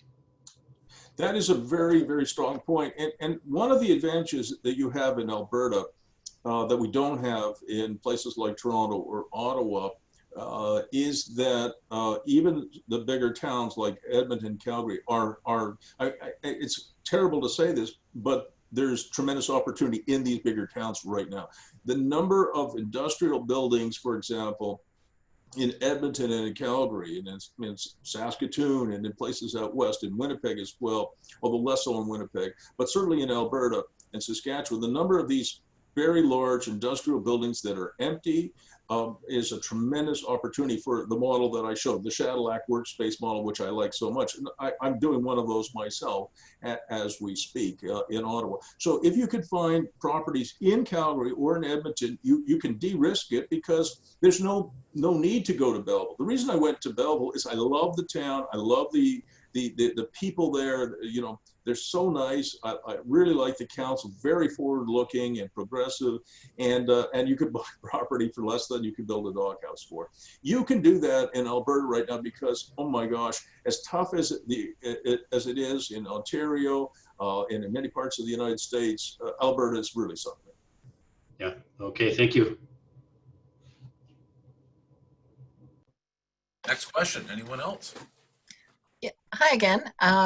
I just wanted to make sure I didn't hog up any others' time or whatnot. But so as people were speaking, I had another question come to mind, and that is, how are you getting financing, or how are your clients getting financing for their properties? Because I'm finding that, especially in the commercial space, while many of the properties are appraising at these great rates, unfortunately, like some of these folks who are selling the large multifamilies are, it's kind of like a changing of the guard. The older folks are now looking to retire. Right. They're wanting to get out of the business, but unfortunately, they didn't really keep the incomes up to market.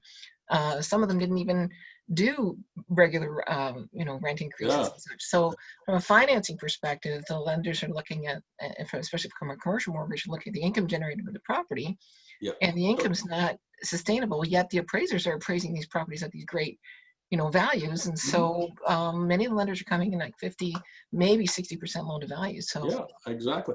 So there's some things that you can do to address that, and we certainly do.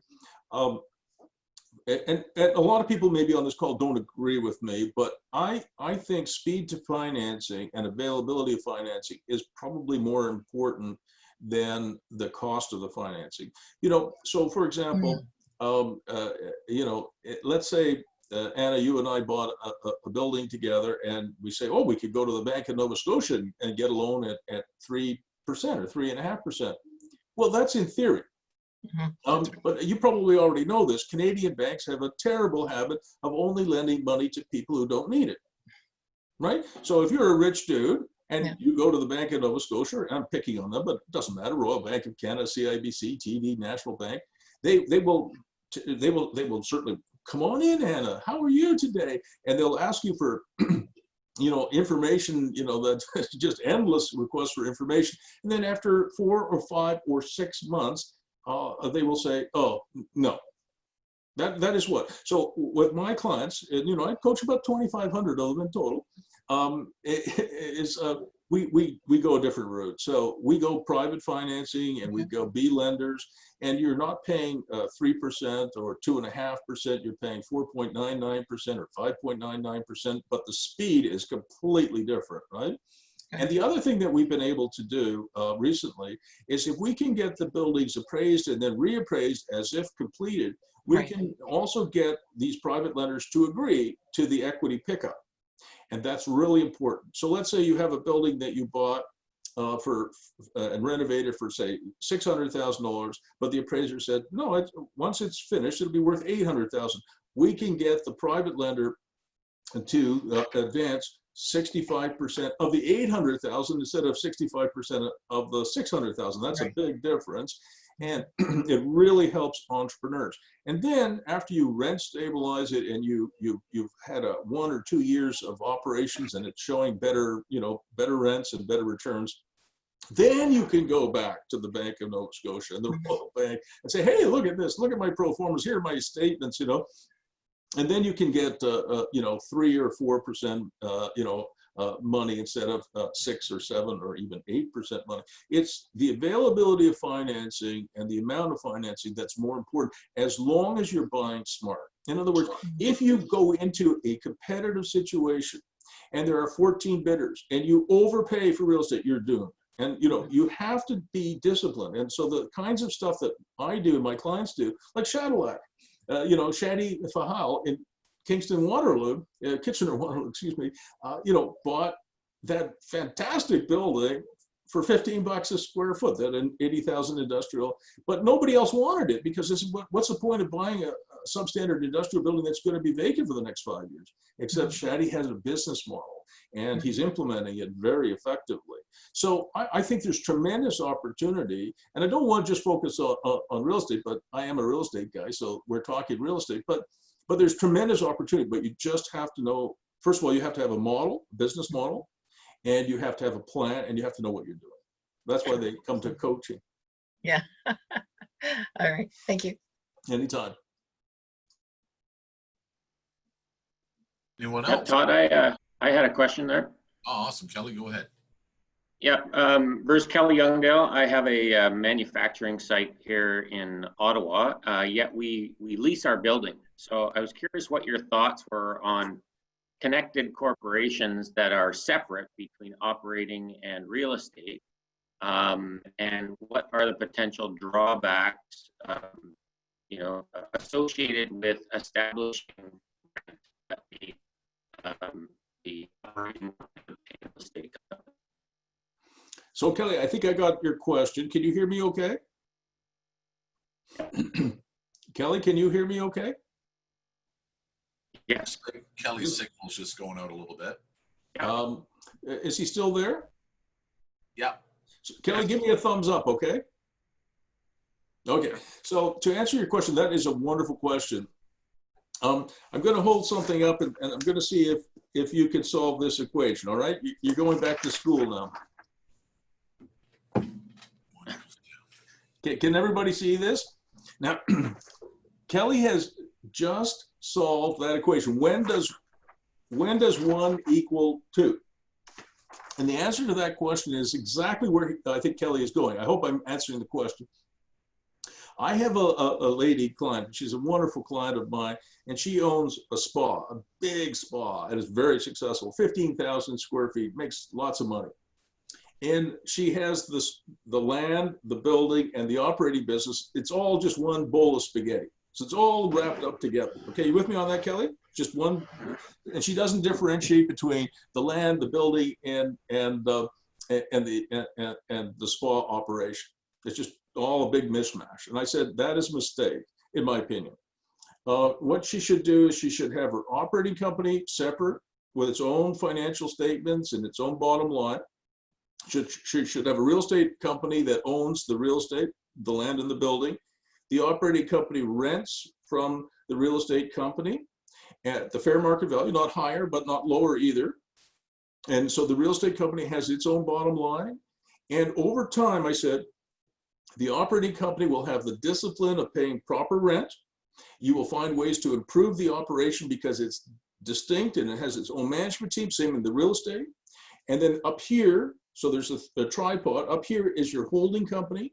If you know something about the tax system, you can move money between companies, the 3 companies, tax-free. If they're all Canadian-controlled companies, you can move money from one to another. It's tax-free dividends.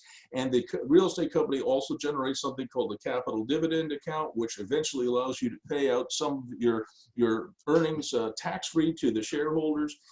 And what you're going to find is that, I said to this woman, when you separate these businesses out, you will find that A plus B plus C is going to, 1 plus 1 plus 1 is going to make 3.5 or 4, 4.5 instead of 3. In other words, 1 equals 2. You will find, believe it or not, that your valuations will go up and your financing options will go up. This company, the operating business, can have its own credit facility. The real estate can also have its own mortgages and credit facilities. It's good discipline to separate them out. And this is a structure that whether you're a billionaire client or a multi-millionaire client or just sort of kind of starting out, that's how I structure a lot of the client work that I do. Okay, thank you. Fantastic. We've got a few more minutes left. Does anyone else have a question for Bruce? John. Hey, thanks, Bruce, and for the EO members from across the country. Thanks for tuning in today. Yep, right on. So, Mike, I've actually got 2 questions. Maybe one is a short one. You know, with all these, I do hold real estate in Ontario and in the United States. The devil's in the details, which is property management for myself. So I'm wondering if you also have a different spin on property management down in Belleville. And then I'm also interested in that whole economic engine that you talked about to analyze that. If you have an example of that could speak more about your economic engine model. You know, John, most people think property management is for people with not a lot of intellectual horsepower. And you know, I developed a course really on proper property management. That's what I call it. And property management can be one of the most profitable things you do in business. And just as I was talking to Kelly about separating things out, certainly my dentist client who has 307 properties, he has a property management company, he has the real estate company. So this is his operating company. And what he's found is he's gotten so good, his people, I mean, he doesn't do it himself, he's way too busy, but he's gotten so good at property management, proper leasing, proper property management, no deferred maintenance, all kinds of revenue streams that most people don't know anything about. He's gotten so good at that, or his team has, that they're now taking on third-party clients. Mm. And it's a business unto itself, and it's very successful. It literally prints money. I'm jealous. So if you're interested in some proper property management, proper leasing, both residential and commercial, I do have a course on that. It's very inexpensive. You can certainly reach out to me, and everything I do is pretty cheap. You know, because I'm at the point where I'm more interested in getting the knowledge out there than making the last dollar out of it. So I think that's really important. It is a center of excellence, and nobody should go into real estate thinking it's work-free and hassle-free. That is not true. You already know that, of course, but some people on the call may think, you know, I'll get the call, you know, the Rich Dad, Poor Dad course, people pay tens of thousands of dollars, and then they call me up, John, and they say, Prof. Bruce, I hear you know something about real estate. Oh, thank you very much, I say. Now, listen, I want you to find me a 100-unit apartment building that makes $100 a unit per month after paying all the bills. It's got to have great tenants and no deferred maintenance, and it has to have really good property management because I don't want to do any work. And oh, by the way, it has to be a no money down deal, right? So I can, you know, might be 10 million bucks, but I only want to put down, you know, $5,000, and the owner has to lend me the rest to buy it. And I'll say to them, did you just do the Rich Dad, Poor Dad course? And they say, how did you know? And those people, obviously, you know, I'm polite, but I cannot help them, right? Because they think there's some kind of a magic, stress-free, work-free, hassle-free. There's no such thing as a stress-free, hassle-free, work-free business. I don't care what kind of business you're in, period. That is not believable. So that's the first question. I didn't really understand the second question, which was the economic engine, John. What specifically are you referring to? I think with that that example of, was it Shaddy, your friend Shaddy? Yeah, Shaddy, yeah. You talked about his, I'm just looking through my notes here, about having an economic engine model, economic model. So let me give you a different example. I won't go back to Shaddy. I'll give you a different example. Right. All right. Every business, in my opinion, needs a cash engine. Every business. Cash engine. Yeah. Okay, a cash engine. That they need that, and people often forget that. And, you know, and they say, oh, I've got this great idea, and it's a tech idea, it's a new service, it's this, that, or the other thing. And you kind of look at the business model, and you go, and you keep looking, and you go down into the micro, and you say, I don't see any cash being generated by this business. Oops.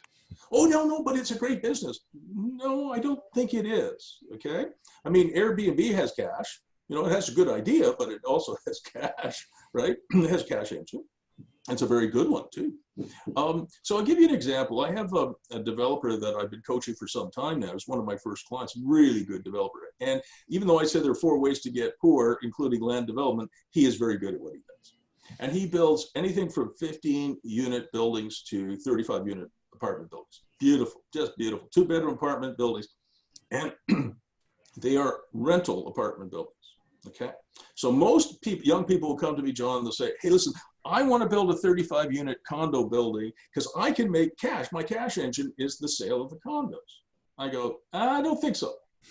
Condos are really, really difficult because you can't even use the deposit. It's not like a single family. If you have a deposit on the sale of a condo, it goes into a trust fund. You have to build that condo. Then you have to wait maybe as much as a year to register. And finally, when it's registered, the condo is protected by law in every province and state across North America. Then you get the cash. That is not a cash engine. All right, that's a way to go broke. Maybe that's a 5th way to go broke. And so what I said to this young man, he's now 7 years older, so he's close to 40. But when he started this, I said, your cash engine is going to be different. If you build, say, 4 of these 35-unit apartment buildings, I want you to sell 1 or 2 of them and keep 2 or 3 of them. Your cash engine will be selling these to investors because investors love these buildings that he builds. They're beautiful. Yes. He tenants them, he rent stabilizes them, he knows about property management, he knows about cash flow. And so he can build them at about a 7.5% cap rate, and he can sell them anywhere from 4.75 to 5.5. So on a $6 or $7 million build, he can make between $1.5 and $2.5 million, depending on where the market is. So if you do the numbers very simply, if he builds 4 sells 2 and keeps 2, the 2 that he sells will produce $3 or $4 million of cash, and that keeps his business running. And holy smokes, is he ever off to the horse races now? I mean, he's got another 7 buildings coming out of the ground this year and next year. Not as many this year as next year, because this year was a little tougher to build anything because of restrictions and prices. But he is really off to the races. So you have to have a cash engine, and his cash engine, keep 2, sell 2. Nice. Thank you. We're close to 3 o'clock. If anyone, I'll take one more question if you have one. If not, okay, let's end it there. Thank you for the awesome questions, Bruce. Thank you for. Well, Selma has one more thing she wants to add, and then we'll end. Okay. Sounds good. Selma, it's all yours. Selma, one more. One more. Now, COVID has hit the whole universe. I'm wondering, in terms of construction costs, whatever used to cost, let's say $100,000 to build, what does it cost now? What would be a realistic? Yeah. Well, that's one the gentleman that I was just talking about who builds 25, 35 unit apartment buildings. His costs are up 30%. Cost of lumber up 30%, if not more. There are shortages all over. There's labor shortages. When the CERB benefit came out, laborers, some of them decided, well, hey, I can get $2,000 every 4 weeks. I'll just sit at home and smoke weed.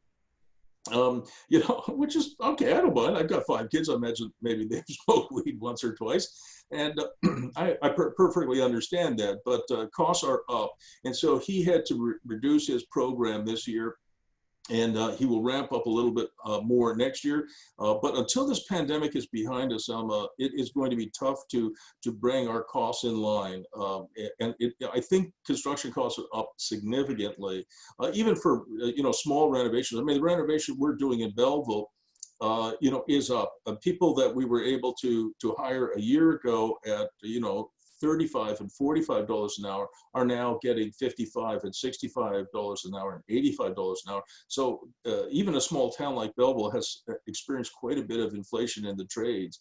And I think that's going to be there for some time, and maybe forever, for all I know. The only thing I can tell you about is this, that any economist, including this one, who tells you that they know what's going to happen in the next 6 months or the next year is kidding you. I certainly didn't predict that home prices were going to go up 20% in Ottawa. And I know Ottawa pretty well. I've been here for 35 years. Nobody really knew that. So we have to make educated guesses. And at the end of the day, every single thing that we do, Selma, everything that we do, human beings do, is not about the spreadsheet. At the end of the day, it's not about the spreadsheet. It's about having faith that what you're doing is going to work. Having confidence in yourself, that problems will come up and that you will be able to solve them and that you will pivot. I pivoted this year so many times I can't even count on projects that I'm working on. And clients of mine, I had a course out called Pivot.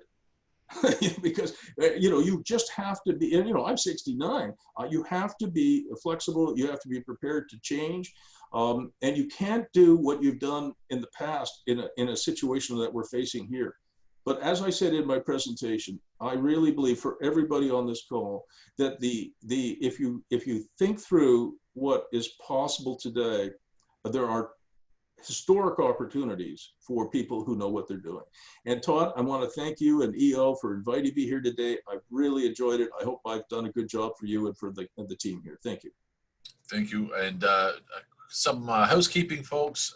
The meeting link, the recordings, and the ebook will be sent in a few hours as soon as I get that recording. And Bruce, I'll send that to you as well. I can't wait. And thank you again. Have a Merry Christmas, everybody. Merry Christmas, everyone. Bye for now.